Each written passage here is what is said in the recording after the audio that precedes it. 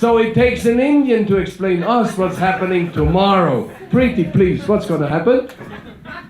Trump is going to take the oath. Amen, they say. Tomorrow Trump will be inaugurated as the next president of the United States. Who would have guessed? November 7th, official forecasts were 84% in favor of Clinton and the forgettable rest for Mr. Trump. November 9 at 4:30 a.m. Central European Time, the probability switched to 87% for Trump and the forgettable rest for Ms. Clinton. What happened then was short of a spectacle. For some, an elation, for others, a despair. Shares of finance, infrastructure, energy, and healthcare rose tremendously. Some explainers of the world lost a fortune, and their accuracy of predictability totally and completely failed. We do not pretend to know what is right or wrong, nor to predict anything with near certainty. However, for a solid society to prosper, investments of higher complexity are required. Those need to be structured in a way to be stable under changing circumstances. Therefore, we are incredibly grateful to have assembled friends and a team of outstanding, unique leaders and independent entrepreneurs that are active in the United States. Each of them built their own business and have proven over time and during challenging circumstances leadership to navigate difficult seasons. Here we go. We have a builder, Amer, in the middle. A home is the single biggest investment over a lifetime of a citizen. Politics affect substantially the affordability of such. The farmer, Donald from Atlanta, Georgia. Without it, we would starve. And with bad ones, we get sick. Thank you for coming. The energy supplier, our body temperature, and guess what? The energy supplier started as a medical doctor until, that's true, right? On a medical doctor, and what kind of body temperature do we need in order to survive? 38, that's already a bit feverish. Now I know why you went into energy and not stayed at the bedside. 37 is correct. To keep us warm and make our industry humming smoothly along. What is my personal interest in doing this? I am not American, nor am I a politician, nor am I Republican, nor am I Democrat, to put this clear. However, I feel tremendously attached to the United States.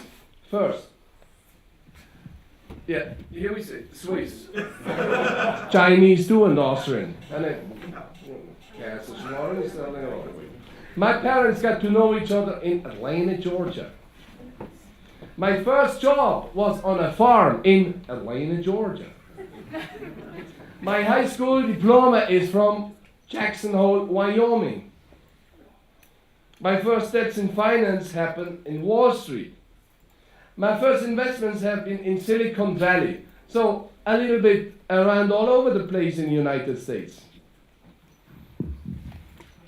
Therefore, I care deeply for a strong America. It affects us all. What is my contribution to this situation that we are in as a non-American, non-Republican, non-Democrat, and non-politician? Well, after Buffett stated, you gotta be behind the president, even though he spent how many millions on the opposite? 20, I don't know, a large amount. But the moment he was elected, he said, you gotta be behind the president. So once elected, that's it. And I wondered whether the Swiss president, us claiming to be the oldest functioning democracy in the world, has congratulated the biggest still functioning democracy in the world. Because telephones came in, oh, he talked to him, he talked to that, he talked to, well, the Swiss. I mean, as the little sister connection. And so I inquired through a friend of Mariam, Thierry, could you please ask the president, Mr. Amman, if he talked to him? Maybe he did. They're very discreet, you know, they don't talk what they do. So, to my surprise, I quote what the answer was. Oh, I did not think about it, but it would be a great idea. And then he said, but how are we going to do that? Well, okay, we forgive him for his negligence, because Trump has never done business in Switzerland. Probably there's not enough space for a gilded tower, or probably he wouldn't have gotten the permit to put a 37-floor building. So, well, I got busy myself and organized this call. It was not so easy as it seems, because there were simply no diplomatic channels existing. So with the help of former US Ambassador Faith Whittlesey, twice ambassador to Switzerland, and Peter Conway of Texas, who was ambassador under Bush, I got the protocol in place, which I had no clue how to do. And with the help of my dear friend Paola, an Italian with an Italian restaurant in New York, an obvious connection, food, and her children, which are in the same school with the children of Ivanka. So you see the connection. We reached Mr. Donald J. Trump. So we orchestrated that from the back, and the phone call took place. Children, food, Italians. I mean, what else do you need? With fondue and chocolate, you'll get that far, actually. So here we are. I am totally happy to have you here, the guarantors of a solid backbone of our society, to learn from you about what the Trump administration might signify for you as a business, for you as American citizen or residents, and for us in the world. This panel is a little bit different. I will not talk anymore now. I give the panel over to you, and I would like you let the people talk.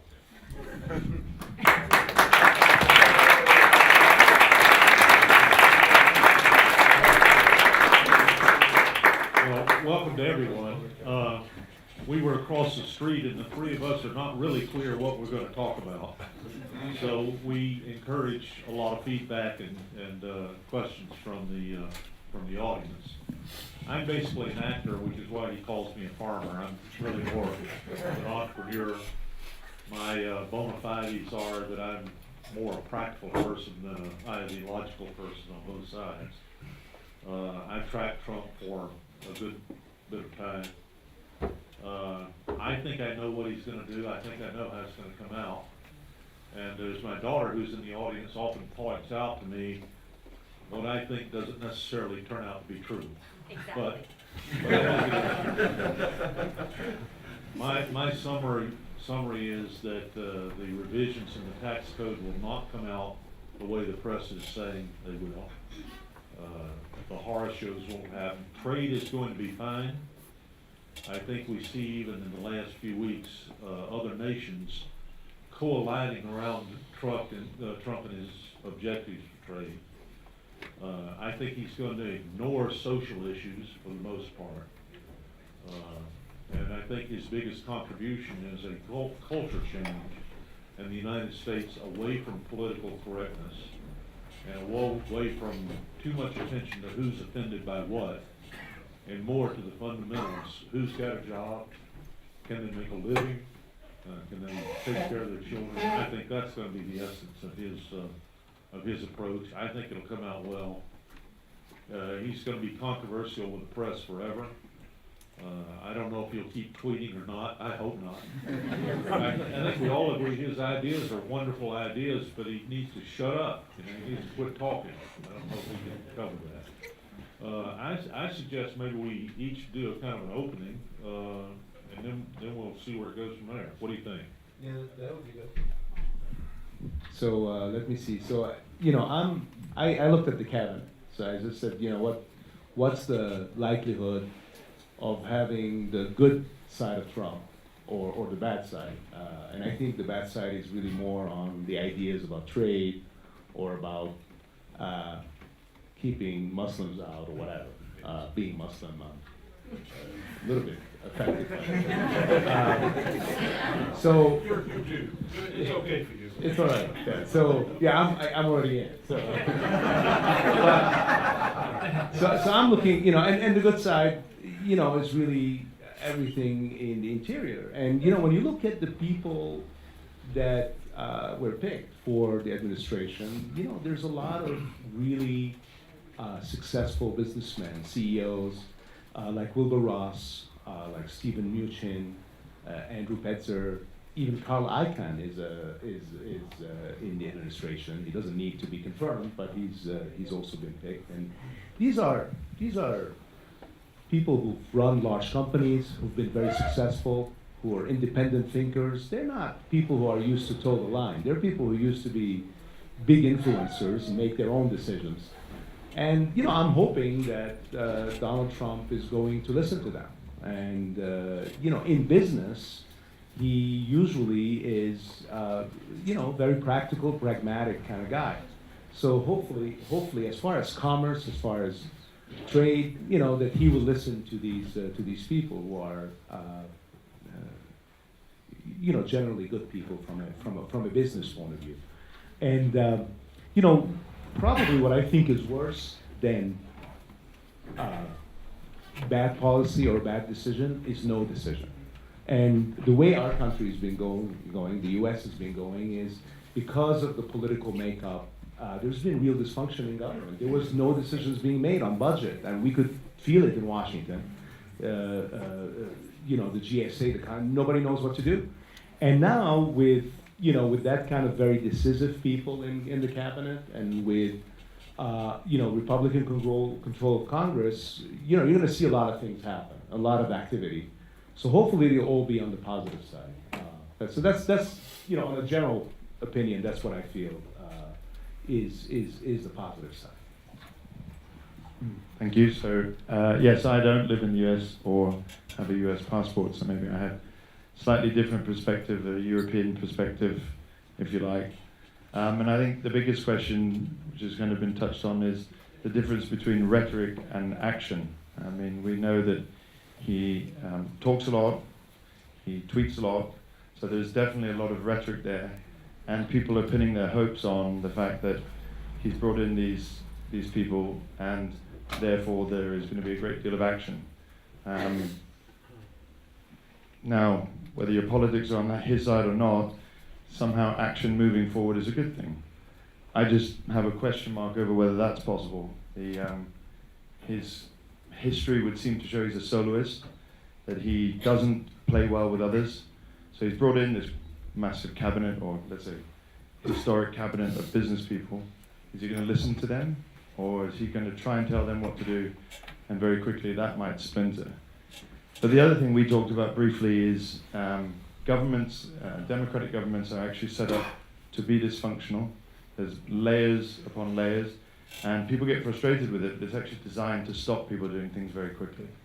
And not only him, but the CEO, kind of multiple CEO board that he's put together that everyone seems to be so excited about. They're usually used to giving instructions and expecting people to follow through with them.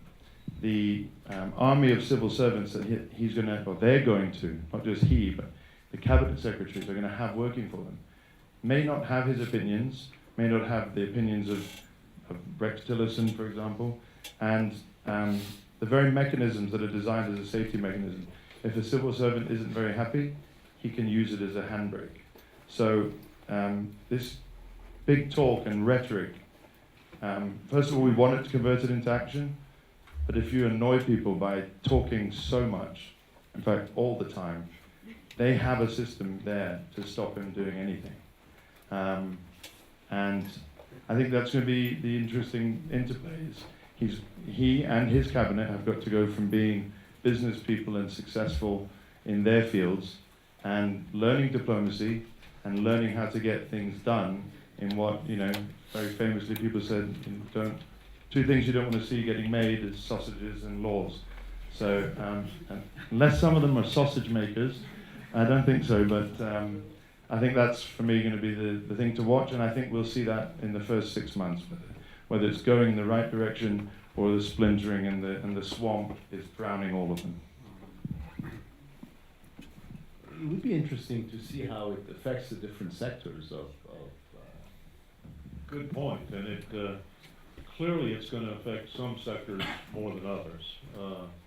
Clearly the bureaucracy is going to give away, in spite of the fact that we have a protection atmosphere in the United States where you can't fire a civil servant like you can in a company. But I think by making big changes, which I would expect on the environmental side, the EPA, for example, is going to cause huge distortions, very much to the welcome of some segments, oil and gas, some building, that kind of thing. But I don't think we're going to know what those are for at least 6 to 10 months. Right now, the thing to avoid, in my view, is the media. Because everybody and their brother is out there trying to find some way to attack whatever he thinks ought to be attacked. And some of those attacks are legitimate. But it makes it very difficult to see the truth or to see the future when you listen too much to all of that. One segment that's of great interest to all of us is real estate. And remember, you're the real estate guy. So, what, except for the tax code taking all your goodies away, what do you think? Well, I try to kind of think about it in 2 ways. One is, how would the policies, I was just looking at it from a real estate owner and a real estate developer's point of view. So how will these policies affect real estate values, property values, for those of you who think about investing? I'll give you my card. And how will they affect real estate development, which usually often don't go hand in hand. If you have more development, you got more product, and therefore values go down, and vice versa. So I tried to think of it. I said, look, if Trump has his way with infrastructure spending, with tax cuts, which means deficit, and also with policies in immigration and border controls that will prevent lower labor, and then there is no lower cost labor, then there's no question that will result in higher interest rates and inflation. And the first effect that will have, the initial effect it will have on properties, on values, is a negative effect, because properties, investors will want higher yields. The interest rates cost will increase the cost of owning a property, so all of that will affect the value of a property. And we've seen it. The two days after the election, everything went up. REITs went down by about 5%. And now, since the election, I think the S&P is up about 7%. The S&P real estate is only up 1.5%. So it's really underperformed. And that's what usually happens: is property values go down, and there, a lot of the policies initially will do that. Now, over time, that changes. Typically, with increased interest rates, especially if there's a pickup in commercial activity, if there's a pickup in the economy because of the increased spending and infrastructure and all that, then typically what happens is that real estate values catch up. You've got people regard real estate as a inflation hedge. Office build, it depends on the sectors, and I try to think about every sector. So on the office side, you have the fixed leases, which act like a bond.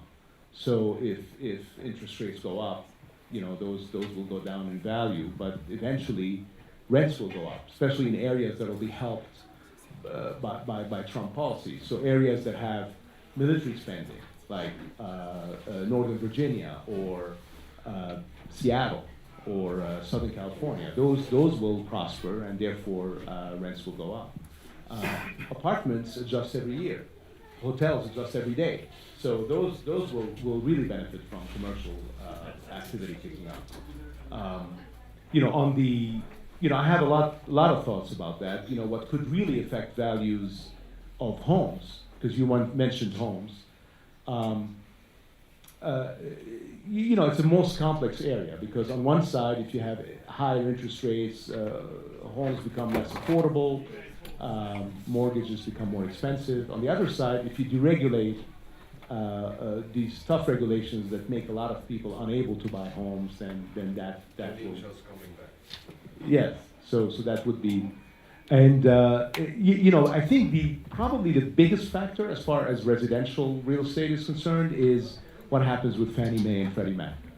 If they, you know, the dirty secret that everybody knows is that these two organizations have been making a lot of money recently. They've been making billions of dollars, and much more money, many billions more than the government had to spend to save them.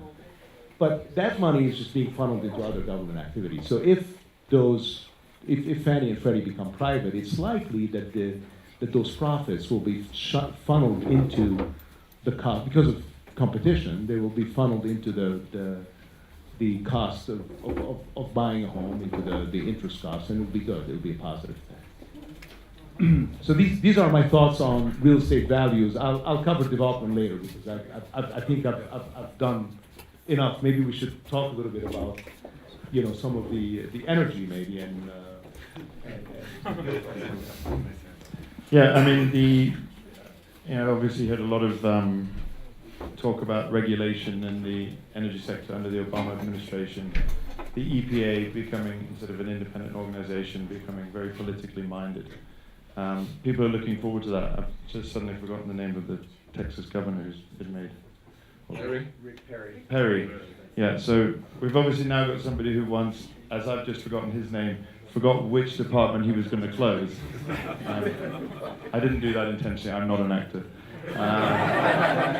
But yeah, so he's coming. So this is a guy who not that long ago said as soon as he gets in, he'd get rid of it, now he has to run it. Certainly when he was governor of Texas, he was, you know, he wanted to deregulate. And what ended up happening was he ended up creating the worst regulation possible because the state of Texas was the only state that was not able to do some of the EPA's work. So he was this pro-business guy. He drove massive amount of chemical production to the state of Louisiana. I'm just bringing that up as an example where the regulation is required, but just going at it with like a bull in a china shop might not work because you might upset people. He's done that once, and now he's coming in to clean it up. So where do I stand on it? Because my industry is regulated. But I think it's very important that it's regulated because it is a safe and clean industry, and it's required for day-to-day life. We're one of the largest producers of methanol in the world, and none of you probably know what that is. You're sitting on a chair that's made of methanol, the carpet's made of methanol, you've got in a car that's 40% made of methanol. So it's a ubiquitous everyday product. However, we say we're a chemical company. If I say that, 90% of the population says, oh, chemicals, it's pollution, it's dangerous, it's bad. So we want to keep it safe. The only way to do that is regulation, but it's the right kind of regulation. And one of the other things we talked about is, you know, if we come in and just say, I'm going to rip up, you know, the regulation, we said the FATCA things, you know, to some community, Donald Trump said, oh, just get rid of it. Well, you can't just get rid of it. You need to have regulation, and just ripping it up and starting again is not going to be very helpful. And the reason that's not going to be helpful is because if you can't just rip it up because you get opposition, you get stuck with the regulation. And here's the twist. We do need less regulation. We just need the right kind, because the regulation that's currently in place keeps us successful. It builds a moat around our business and makes new competitors enter into the market almost impossible. Right? I like it as it's written in a way, but that's not very good longer term. Right? I mean, short-term gains, you have to pay the price for it later. So the question mark is, who does he have who's really reading and doing policy? Hillary didn't get elected, they said, because no one understood what she was saying, policy wonk. And you know, she gave 10-line answers to questions, and he gave 1-line answers. But in between, somebody has to actually do the middle ground. And I don't know, Don, you feel, you know, You said he's going to bring in action, but how are people going to actually carry that through? Well, actions can go in both directions, of course, and some are good and some are bad. I would say on a lot of these concerns, I myself am a long-term investor, manager, thinker. So I don't really care what happens day to day. David, on the other hand, is in the trading market, so he has to care about that. The way I think about it, I don't really care what interest rates do. And I don't think they'll affect real estate if they go up. I think they're historically way too low. But let me give you a couple of other things that I do worry about.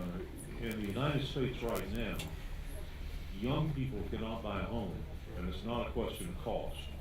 It's a question of earning power. They just can't get the money together. They're living paycheck to paycheck. And if we can't find a way to get wealth building among younger people and middle class going, none of the rest of this is going to matter.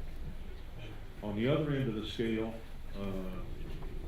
I forget exactly what the number is, but I think Pew says over 80% of Americans cannot afford to retire at all.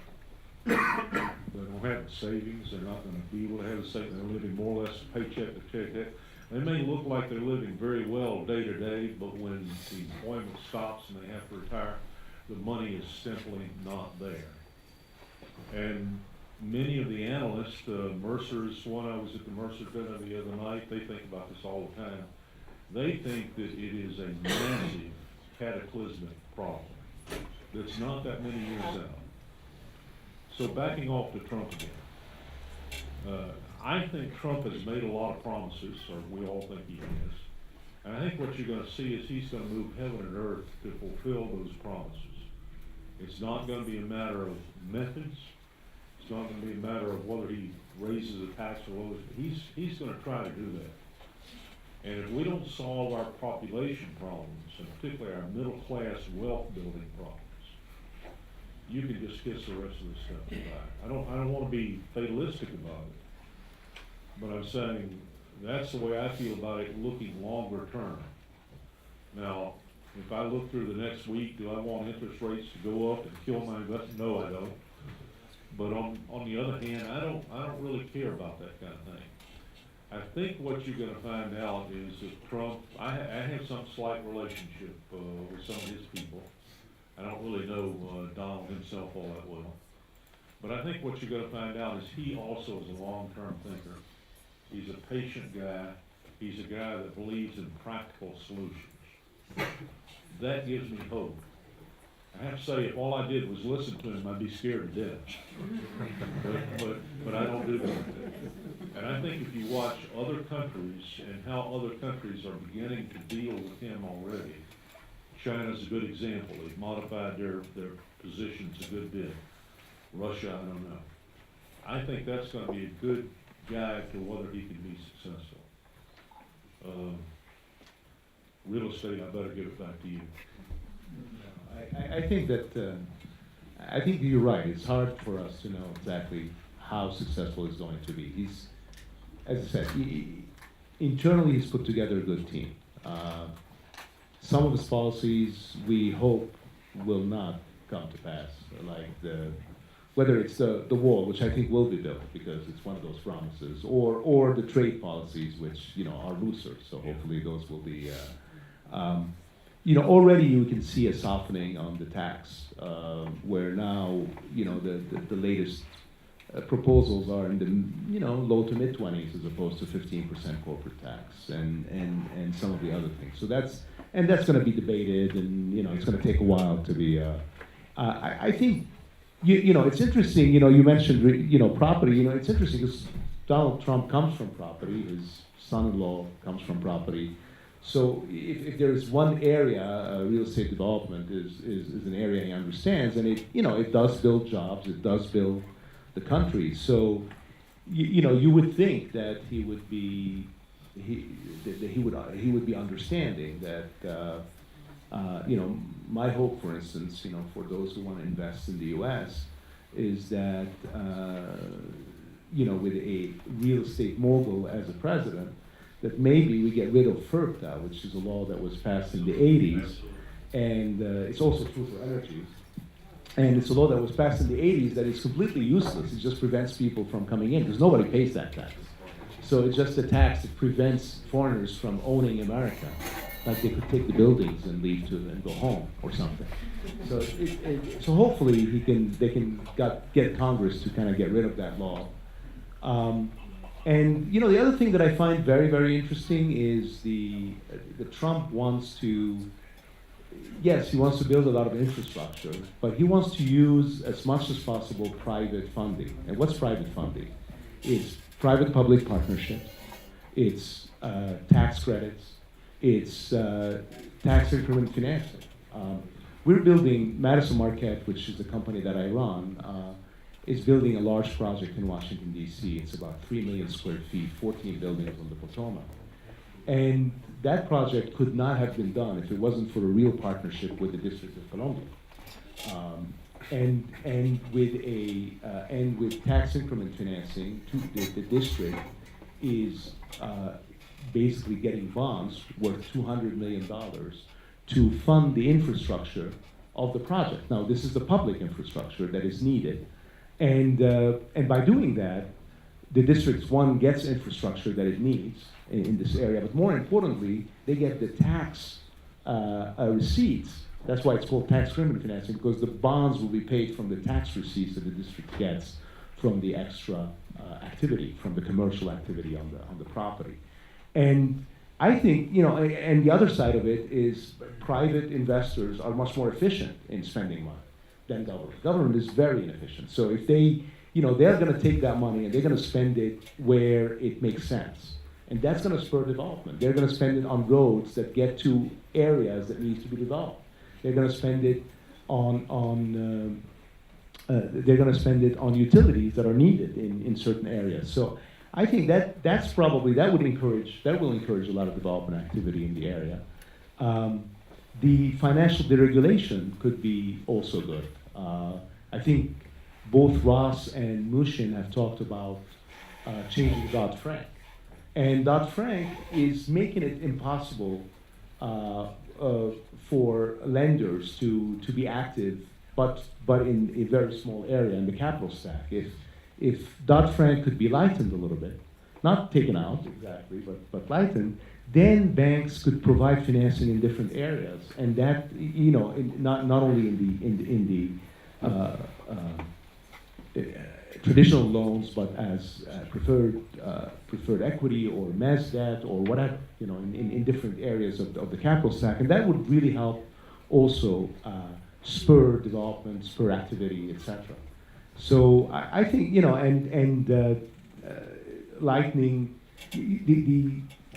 reducing all the regulations that have to do with providing mortgages. One of the sister companies that we work with also is in the mortgage business, a niche mortgage business, but still. And the regulations are incredible. The cost of providing a mortgage and the regulations on building a house are incredible. I would say regulations are about 40% of the cost of a house. So if there's a way you could lighten that, that would make the houses more affordable, and reducing the mortgage regulations, still learning from the crisis. We don't have to give mortgages to people who will never be able to pay them. We don't need to be, but still, if you could, that would make more people. There's a lot of people today, not only they can't earn the money, but they just can't go through the test because of the credit test. So that would make them be able to buy homes, and that's very important. I think, you know, home ownership is a very important basis of American society, encouraged by the government. So you know, this would be great to spur development. Now again, you say you don't care about interest rates, but interest rates go up for you. For me, I don't. But you know, if interest rates really go up, mortgage rates go up, you know, development stops, right? Yeah. And even more importantly, if you really, I mean, America is built on the back of lower cost labor. Yeah. And if you don't import lower cost labor, then you're gonna, in agriculture as well as in real estate, Absolutely. costs will go high and activity will stop. So that's a real issue. Well, one One question, I never know how to phrase this, because it sounds too radical. A free people must always be skeptical of their government. And one of the bases of controversy in the United States is you want bigger government or little government. Many of the things that get in our way, Dodd-Frank's a good example, is a miserable misplacement of regulation that was spurred by a political crisis. I give you another example in real estate. I would get rid of Dodd-Frank altogether myself. But traditionally, in good old America, like it's in the 1950s television, everybody had a little house. You know, people could get starter houses, families were together, all of that happened. But somebody had to supply that. It was always a community bank. There weren't behemoth banks, there were community banks. Today, because of federal regulation of banking, not just Dodd-Frank but others, there are no community banks left. There are none out there. And most lending is not done by banks anymore at all. It's done by non-bank lenders. Now that sounds theoretically okay because the money still flows, but what it means is people that are used to going down to their corner bank and getting a mortgage, they can't get one. It's just not possible, even if you could find a bank that would talk to you about it. These are the kind of structural things that we have to contend with. I'm not going to claim to know the answers. I don't know that anybody knows the answers. But I think the one thing about the new administration is they do see the problems. Will they figure out the right answers? Gosh, I hope so. I'd like to see a return to where everybody can do well, as opposed to the situation we've got now, which is heavily biased. And it's not between rich and poor. It's between people who have access and people who don't. I don't know. What do you think, David? No, I think that's a very good point. The whole thing of the community bank was not only just structurally in regulation, by the money lender being closer to the money borrower, people could make judgments that were not done by an Excel sheet. And these regulations pushing the decision makers away from the decisions they have to make doesn't help anybody. But you know, trying to be optimistic, you mentioned the public-private partnership initiative that looks likely to be the way to drive this infrastructure growth.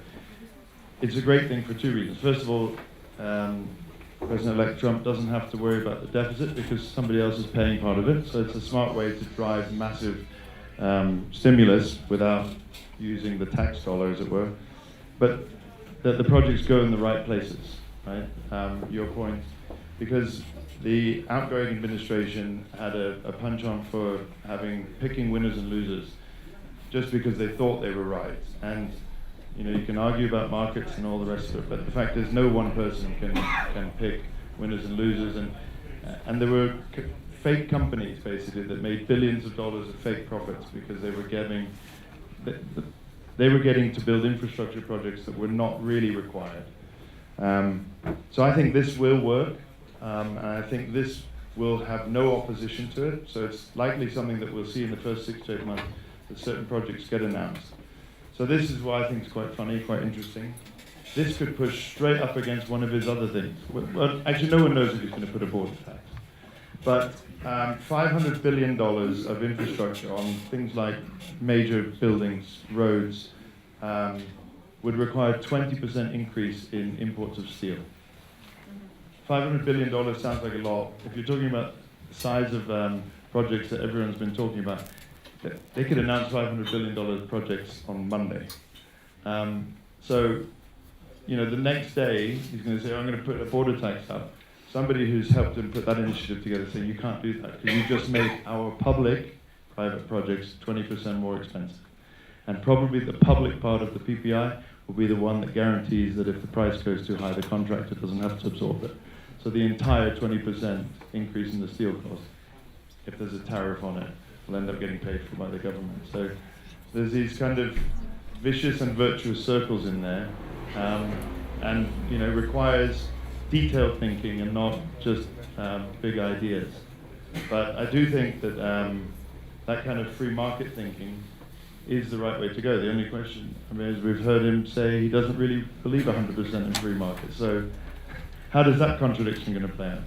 Well, that's difficult because when you hear Tillerson on the other side, he's all free market.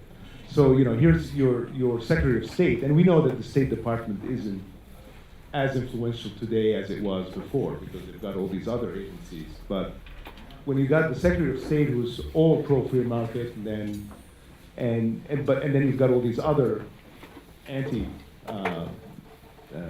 free market people in government, that's going to be an interesting position. So we don't know how it's going to, I think we agree, we don't know how it's going to wind up. So maybe what we should do is to the extent that ever gets to Trump, maybe we should give him some advice on those things that we think are really bad ideas, so that maybe he can focus on the good ideas. So I think a border tax is a really bad idea. Please, no border tax. I think canceling, in order to reduce taxes, canceling interest deductions on properties, on commercial properties or in business is a bad idea. Because banks are already paying taxes on interest, so there's no reason to cancel the interest deduction. I think, keeping Muslims out is a bad idea. That doesn't. But you're already in. There would be less competition for eligible Muslims, but I can get 4 wives, so it's okay. I would say a man who wants 4 wives is crazy. So anyway, I mean, I think there's a lot of things we may be concerned with, and I think the only thing we can be optimistic about is that the advisors that we like, the businessmen, prevail over the advisors that we're scared about, like Flynn. So hopefully, this will be a business-oriented administration, and hopefully, Ivanka will have more of a voice. We all like Ivanka. I think everybody here loves Ivanka. So, what do you think? Well, I think pretty much the same thing. I think it's interesting to speculate how he's going to deal with terrorism. I'll talk about Muslims here. He never, I'm convinced, never really intended to be heard to say what we think he said. What he intended to say, to use his terrorism as a whipping boy. It looks like his approach to that is a military approach, for the most part. I would guess that's not going to work. It's going to have to be a cultural approach, which requires more diplomacy, requires more subtlety. I don't think of him as the king of subtlety, or of diplomacy, for that matter. So there are areas of endeavor like that I think are more up in the air. On everything that's more business oriented, I'm very optimistic and very comfortable about what he says. I'm comfortable that I think he's going to reduce the emphasis on social issues, which I think have led us in the wrong direction, or maybe not the wrong direction, but made us take our eye off the ball that was the more important direction. But in those areas, I don't think we know much about him. I think in the business areas we do. If we watch, we know a lot about him. I think that might be one of his strengths, though. I know it's going to sound like a joke, but I mean, he has a very loose attachment to the truth. Yes. He gives an opinion one day, and 6 months later, if he's changed his opinion, he'll just deny he ever said it. Now, he's going to need this flexibility if he comes in and tries things and they fail. Normally a government comes in, you know what they're really trying to do. He may try and come in and do a lot of things, fail miserably on half of them, but not continue it dogmatically. Just turn around 6 months ago, I told you that was a stupid idea to do the old thing. But that really might be a positive. Well, it might be. If you go back to his first book, The Art of the Deal, I haven't read it in years.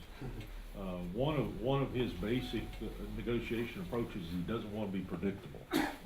Well, I think he's accomplished that. I mean, he's clearly not predictable, but I think that's part of the soul of the man.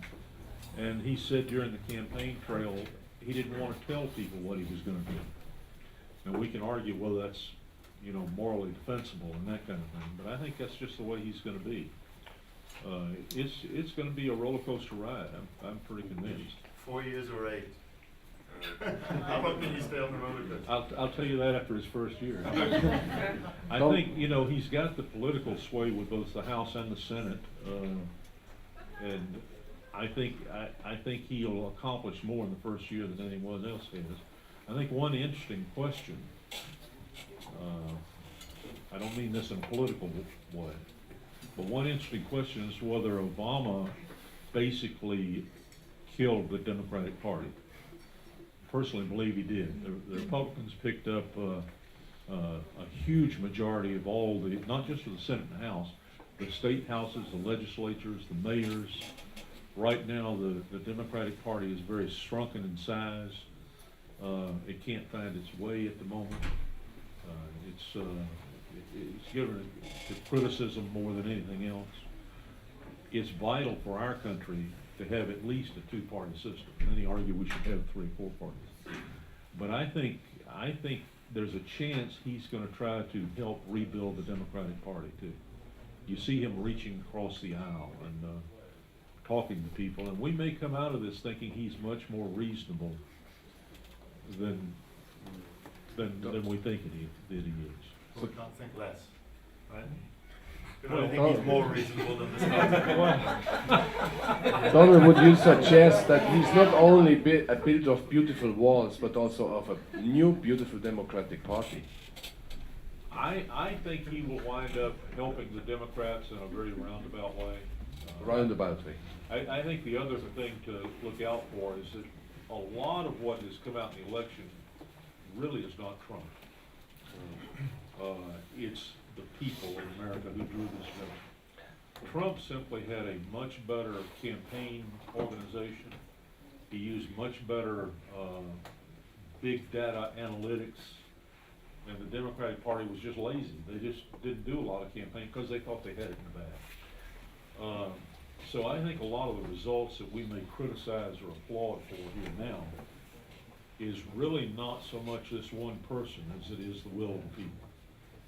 The people are famous for going in the wrong direction too, so maybe that's not something to take comfort in. But I think a lot of this really has nothing to do with Trump. May I ask you something? You are big entrepreneurs. You are international, exposed, active, domestically. Now, in order to entrepreneurs adapt to changing circumstances, and in different ways. Do you have also projects or some form of mechanisms in place to help the new president-elect to achieve his goals that might help you in return, actively? I do not. Others may have. I mean, I can advise. I really don't want to get into that game. I'd rather be an observer. But like everybody in this group, we all think we know the answer to most of the questions. It's just nobody will listen. I don't think anybody's going to listen to me about it. But I think it's going to be really interesting to see what comes out in the first 6 months. You know, Washington is full of, we were talking with a fellow today who had to leave. He basically runs an analysis firm in Washington. That's somebody that's not a lobbyist, but it's a legitimate way to be part of the bureaucracy, the public-private bureaucracy in Washington. That group, what some people call the B government, and the government's always going to be there regardless of who the president is, that's going to be something to really contend with here. And it goes to Amir's point that, you know, nothing moves very quickly, and America is dysfunctional because it's supposed to be. I think there's going to be no shortage of people that want to tell him what to do. So you're the silent bystander, an observer, and you're I'm there. not necessarily silent. I know some of the cabinet members, but I mean, there's no stronger businessman than Wilbur Ross, who he's got. And everybody in that cabinet is just incredibly good at what they do. I think the bigger question is, will they be cohesive? Because they're all used to running their own shows. How many of them won't be there 2 years from now because they'll say that's enough of this Washington stuff. But he's at least assembled a good start. Thank you. Amber? No, we don't, to the extent that we work with government, we develop and own projects. Usually it's on the local basis or, at most on a state basis. The federal government rarely gets involved in large real estate projects. In the case of our Washington project, we had to go, you always have to get federal permits, but that doesn't, that never gets to the chief executive. That's, and there's a lot of permits. That's the only way that we touch the federal government. And we try to, living in Washington, we try to stay away from that kind of lobbying and influence. It can come back and bite you, and it's the direct lobbying is not a business that we really like that much. It's something. So no, we don't try to influence, and I don't know personally any of the cabinet members, or I know people who know Donald Trump, but I'm not, in any way close to him or to them. I don't think it's useful to try to influence policy if you're trying to influence the country. If you have your own personal thing to push, I don't know. But I don't think it's useful. I think it's better to put things on a public forum. If you have that kind of access, and some of us do, it's to bring things on a public forum and have a constructive conversation. I think one thing we've learned from the election is the president-elect is sensitive. You have to be careful what words you use and how you present things, because he's sensitive, and a little bit of ego there. But on the other side, if you come in with constructive criticism, he's influenceable. I think he may change his positions. A long time ago, I think this is my father told me. He said, never go for a quick no. Work slowly to a slow yes. So if you don't make the president take strong positions, because it's very hard for him to come back. If the positions he's taking through dialogue are, the kinds that he can come back on, great. Then he'll see the error of his ways and he'll come back. I think. So because he is flexible, and I think he has some good people around him, and some that we don't like so much. So yeah. So I don't have any way to influence direction. Thank you. No. Short no. No, I mean, way we've always done things is, you can't pick a winner. Like I said, you shouldn't be picking the winners and losers in big projects, simply because by definition, in 4 or 8 years' time, things will be gone. And the industries that we work in, our projects have to last for 20 and 30 and 40 years. So we're going to see, in the US, a Democratic government, a Republican government, a Democratic, over the life cycle, more than one change. So I think you need to understand the environment and be able to adapt to it. I think that's the entrepreneurial side, is changing regulations or changing sentiment. Our job is to adapt and not try and pick the world, run our way. That's politicians' jobs, and we have other jobs. I think when you think of that kind of thing about the overlap between business and politics, someone pointed out something to me about Rex Tillerson, who I had some interaction with just because our fields overlap. Incredibly successful man, very intelligent man, gives great optimism. For me, that might be the right person. Apart from how much money he's earned, he's sitting on $250 million worth of Exxon stock. I don't know how you deal with that conflict of interest, which may start on Monday. And I know he has to sell it, but I don't think you can sell it overnight. I thought he said they were going to put all the Exxon stock in a private In trust. a blind trust. Okay, but then it's in a trust, and you own it. No, but they're going to sell it. But the They're trust, gonna sell a trust will sell it, right? Yeah, and but then reinvested in some other. But wouldn't it be better if Exxon stock was really high for the entire time the trust was trying to sell it? There is an inherent conflict of interest. For sure. But it's so- better than keeping your business and having your kids run. Very true. Thank you so much. Thank you so much. I think would you be ready to take some questions from the audience? Always. Always. So please, who has a question about will Trump make the economy great again? So many. Please, Rodolfo. From Brazil, he just flew in for this panel. Welcome. Exactly. From Copacabana, by the way. Well tanned, from the sunshine to the sunshine. Thank you, Dr. Benziger. It's an honor to be here. As you kindly introduced me, I'm Rodolfo. I'm from Brazil. I'm a property developer. And my biggest question and biggest expectation for Trump is that when the whole FATCA thing started a few years ago, that turned a lot of the American businesses and private equity models and capital flow kind of radioactive. A lot of people are scared to deal with like capital coming from America or JVs with American companies because there's whole W8 disclosure, there's a lot of bureaucracy. It's very intimidating, and a lot of countries are there into it, and it became a snowball of intimidation financially. And coming from a family in property development who's launching our first property fund internationally later this year, we were very skeptical and conservative about including America in our roadshow.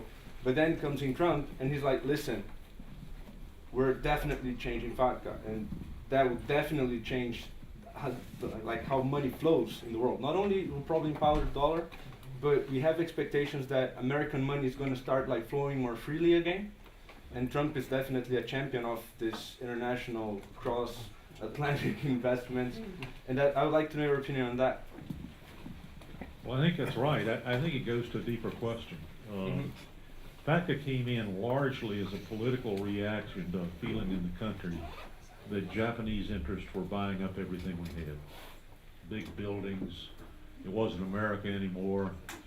Japanese interests were there. That was a false fear, but it was a fear. So government, the people, and then government passed these rules which are really counterproductive. We have lots of examples of that kind of thing where politics have driven results that are really not as helpful as they were supposed to be. And I think Trump is going to get rid of a lot of those. There was an interesting comment, and again it goes back to that conservative versus liberal split about big government or little government. But I noticed the other day Laura Tyson was on. Laura was maybe my favorite economist. I think she was chief economist in Clinton's administration. She's more a big government kind of person. And yet I heard her saying that most useful things that develop happen at the state level, not the federal level. And she was basically saying you got to take a lot of power away from the federal government and give it back to the states. It's similar to the community bank who knew its customers so they could just do a better job. We may, as part of this, see a sort of reduction in importance of our federal government, not in military relations and not in foreign relations, but in many other ways. And it'll be interesting to see. I think if you ask any random set of lawyers, which is where I started out, give me a list of 10 laws that just shouldn't be there because they're counterproductive. I think what they'd say to you is, I can't give you 10, but I'll give you 50. And I think Trump is going to be after all 50, if he can find the time to do it. You know, I think that first of all, you put your finger on the reason why Clinton lost and why Trump won. Because FATCA is an example. It's one of many, but it's the same example. You know, the Americans living abroad, expats, you know, they have an organization. And recently, because of FATCA, Americans who live abroad cannot open a bank account. No. Or even they get a call from the bank, HSBC says, we don't want your money. Come and take it. They say, okay, can we please just wire it back to the US? No, come and take cash. We do not want to even wire your money. And that's happened because of FATCA. And FATCA is not the problem itself. It's, as a law, you know, it prevents Americans from having,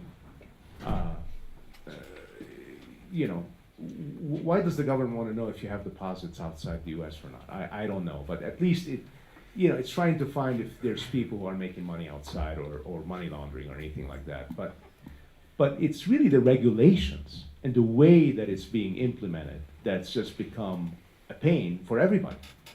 And when the expats asked Trump, what are you going to do about FATCA? He said, these regulations don't make any sense.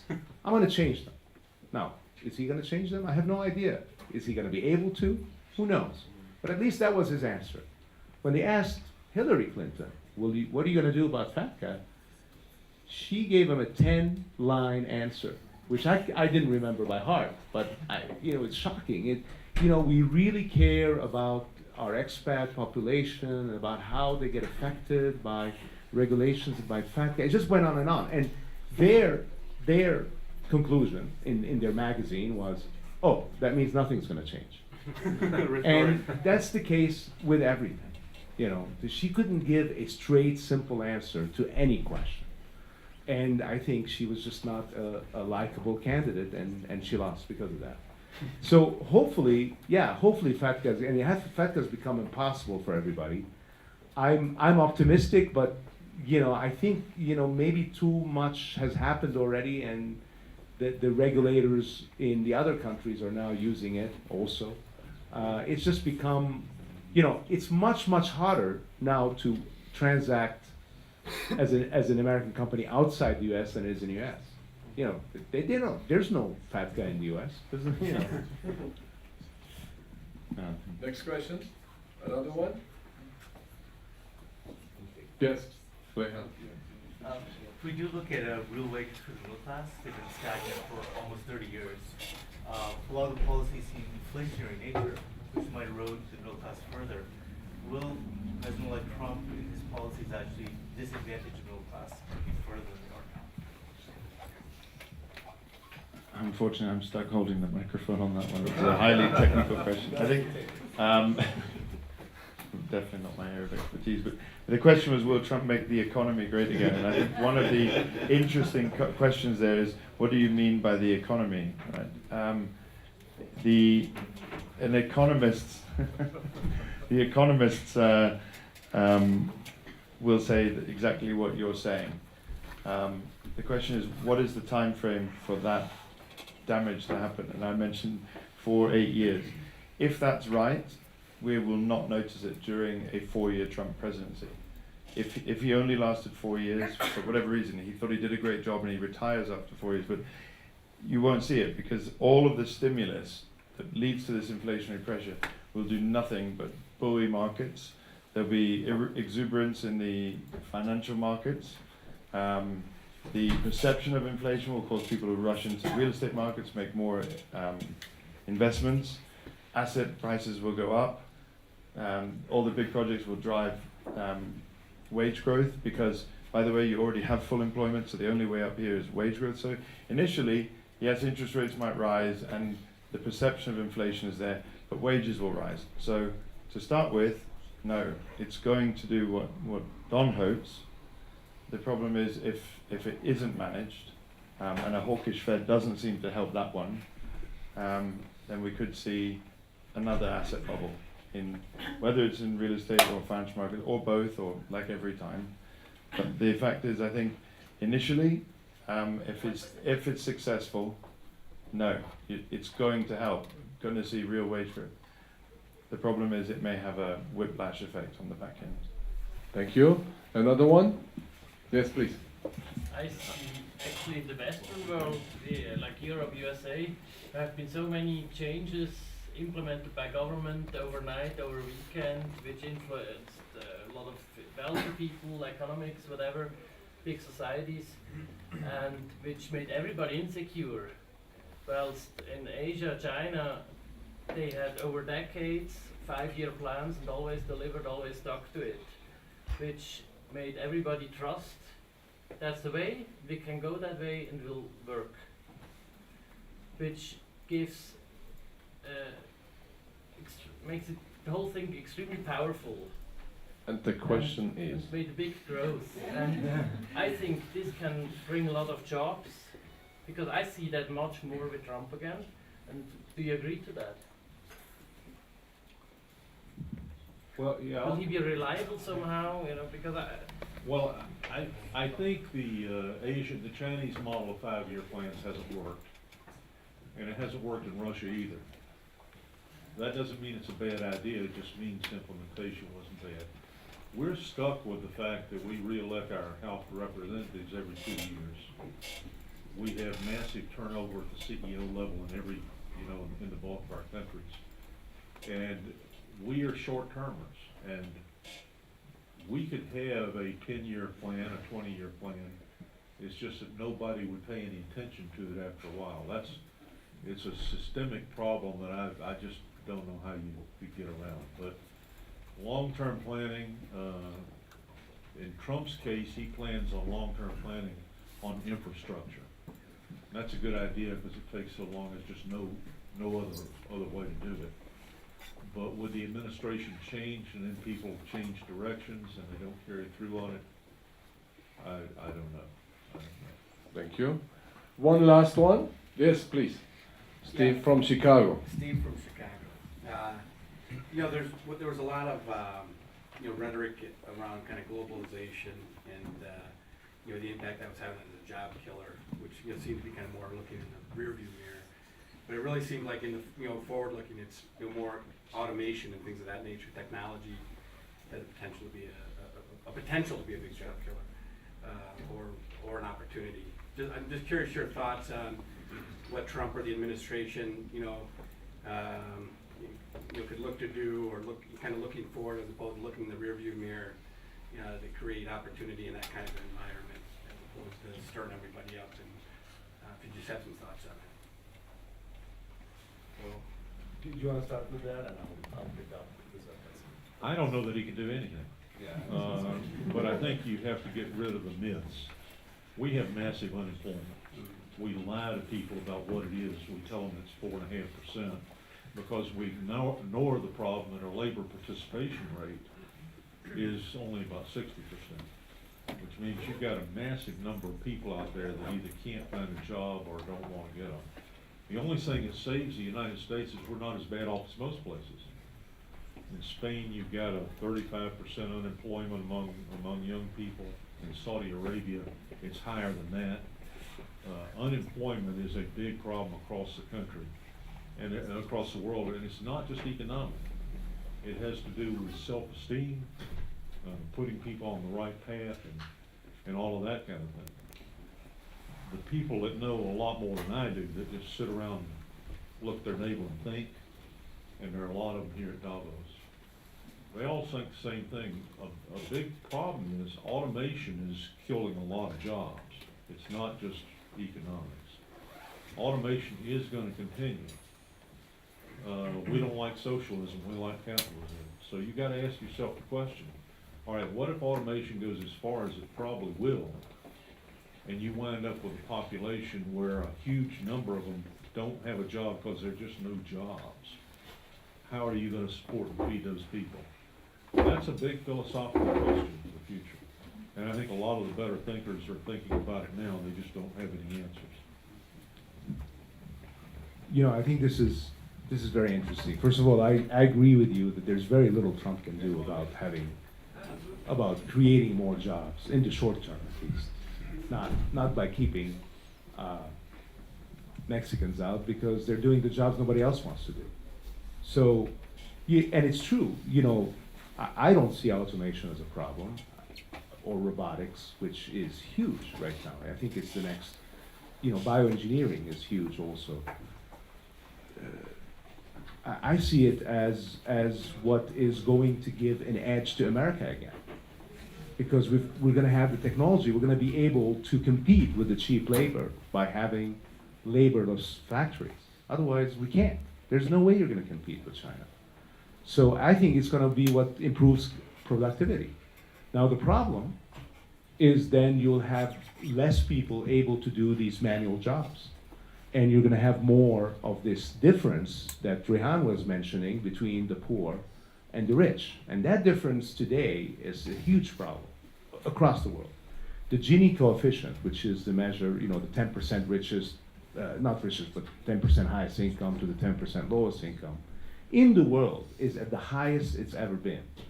And the highest it's been before that was in the 20s, right before the 30s, and that creates populist governments and autocratic government and crisis and all that. So it is very bad to have this huge discrepancy. And the only solution for that I can see is education. Because you can create jobs if, that are not necessarily factory jobs or labor on a farm, if people are educated. And that's, spending on education and spending right on education is something that is super controversial in the U.S. But I think it's not, the tax credits aren't there. I'm surprised that I get to subtract my mortgage payments, but I don't get to subtract my university payments. It's stupid. So we're not really investing, and the government isn't incentivizing investment in children. So will Trump start investing in this long-term thing that is education that could hopefully then build real jobs over time? I don't know. That hasn't been handled. David? Maybe, because this So, is an important question. It's important, so he has an important comment. Yeah, okay, well, I thought I got away with it, but I do have a position on this because, and maybe it's great that we're in a ski resort. So skiing was invented as a leisure activity in about the 1880s by rich British people going to the Matterhorn to climb it. Eventually, later, they started skiing down it. In the last 120 years, we've allowed 50% of our population to enter into the labor force. Before that, women were not welcome in the labor force or not needed, whatever you want to characterize it as. And yet, we have more production and more stuff, more consumption, more services. All of this during massive automation. The number of people working on farms just to provide the food we eat has gone down from being more than 50% of the population to, in a country like the United States, less than 5%. So I don't think we should be, thinking that Arnold Schwarzenegger, maybe he's even here in Davos, is going to come around the corner and, robots will not take over the world. Thank you very much.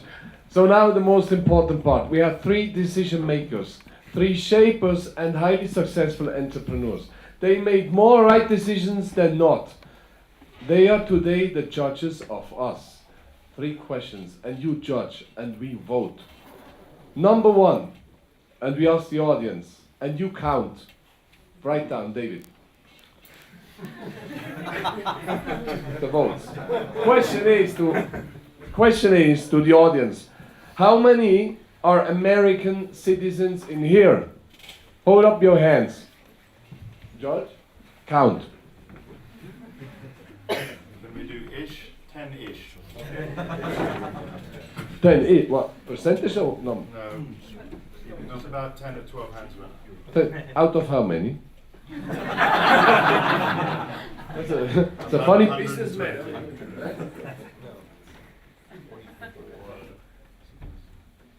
So I was up about 20-15%ish? Yeah. 15, 20%. Ish, okay. 20%. I'll put 20%. 20%. Do we agree? No, 20. Okay. Yeah. 0.2. You write down. Question number 2. Who believes, all of us, that Trump will make the economy great again? The same 10 that didn't put their hands up.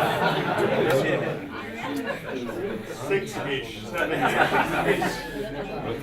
Another ish. Another ish. It's coming up. Less than we're American. Less than American ish. So we have what? You have 15-ish.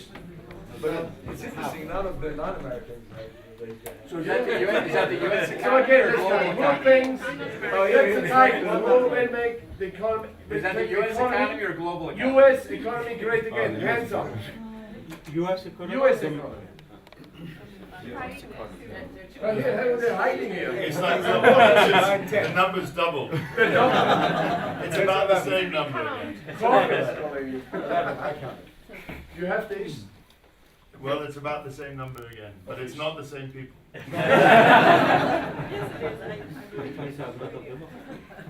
Third question, the hat. Will Trump make our world great again? No. 1, 2, 3, 4, 5. 5-ish. Is this it? 5-ish, it is. So how much do we get? Well, if we said about 15% voted yes the first time, so 15% voted that he would make America great, and 5% voted. One more here. One more. I just had one question. Can you rephrase that question and say, who do you think would have made our world great again? Oh. Vote by hand.